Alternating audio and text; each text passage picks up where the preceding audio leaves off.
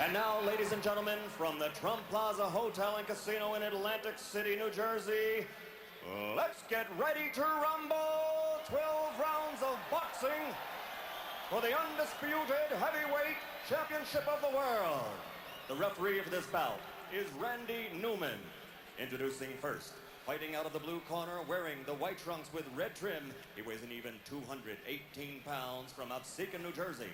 His professional record, 22 victories against only 2 defeats, 17 knockouts to his credit, and 14 of those 17 KOs within 5 rounds or less. Ladies and gentlemen, the #1 heavyweight challenger in the world today, Carl "The Truth" Williams.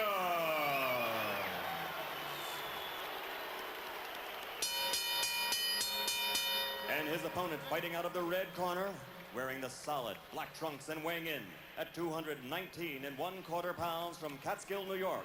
His professional record is unblemished with 36 consecutive victories, 32 knockouts, 28 KOs in 5 rounds or less, and 16 in the first round alone. Ladies and gentlemen, presenting the undisputed, the undefeated heavyweight champion of the world, Iron Mike Tyson.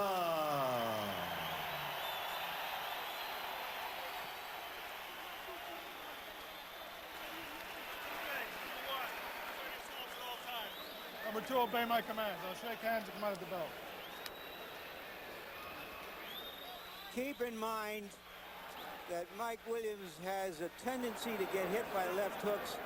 Carl Williams, excuse me. I can think of better tendencies that a fighter should have who is going out to face Mike Tyson. Indeed, Carl Williams has been floored 7 times in his career. Twice by James Quick Tillis, twice by Jesse Ferguson, 3 times by Mike Weaver, and in every instance, the decisive blow was a left hook. The people in Williams' corner are sincerely worried about what he does in the first 30 seconds against the Tyson onslaught.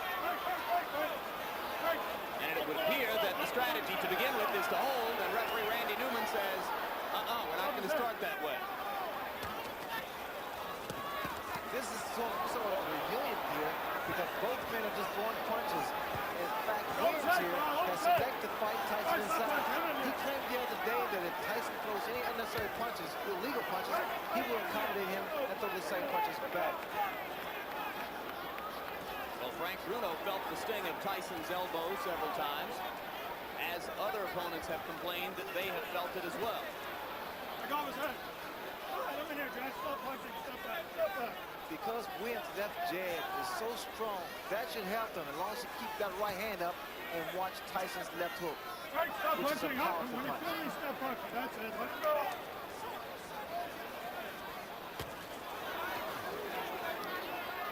All right, that's it. I'm here. You go. Get back.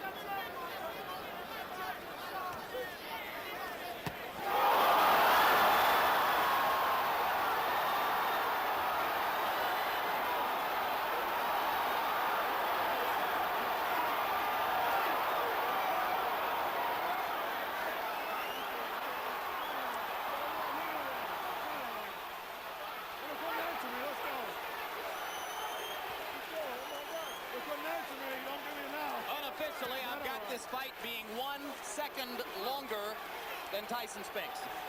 1:32 instead of 1:31. It was, as you started to point out, again, Larry, a left hook.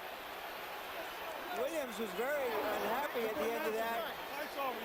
Randy Newman, the referee, asked him a question, obviously about how he felt or what his name was or where he was, and apparently he got the wrong answer because he stopped the fight immediately.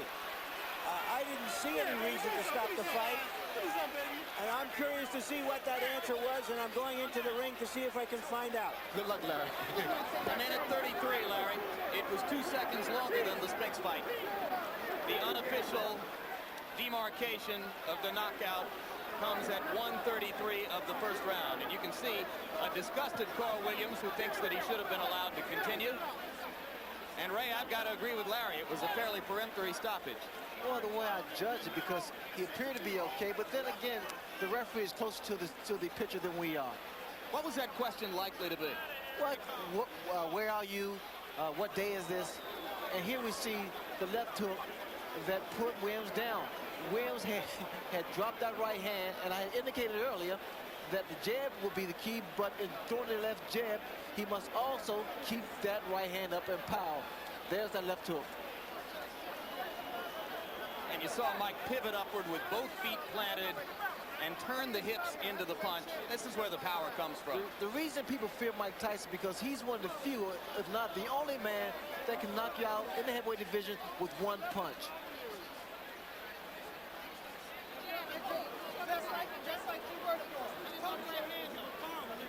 Here's another look at the devastating left hook. And what Tyson does here, he bobs and weaves, gets under that jab and counters with a beautiful left hook. Perfectly timed as Williams was dropping the right hand, just as he said he did after throwing the jab. Well, what happened for Williams is the fact that his left hand, his left jab rather, was working, and he felt very comfortable.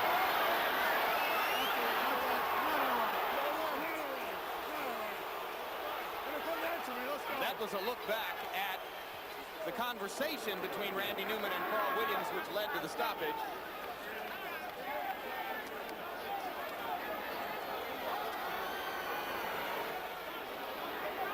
Mike Tyson, as usual, awesome.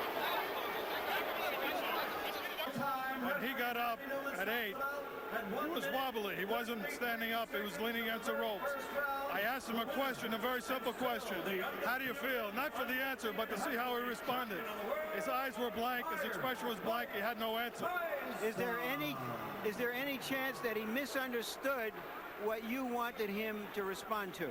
I don't think so. Let me tell you why. He's had a lot of professional fights and a lot of amateur fights. When a fighter is knocked down, and I had 38 fights, when a fighter is knocked down, the first thing he wants to prove when he gets up to the referee is that he's in good shape.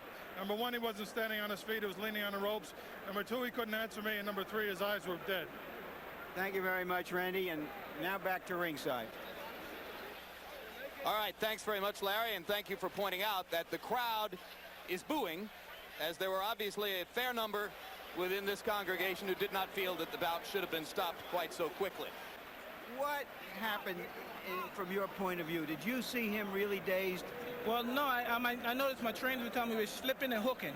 So we slip, because usually I come in that slip, and I get in there, and that's the hardest part, is getting in there, and I never threw the punch. And so we're practicing on your slip. As soon as you're in there, instantaneously, bing, throw the punch. And I did, I was successful.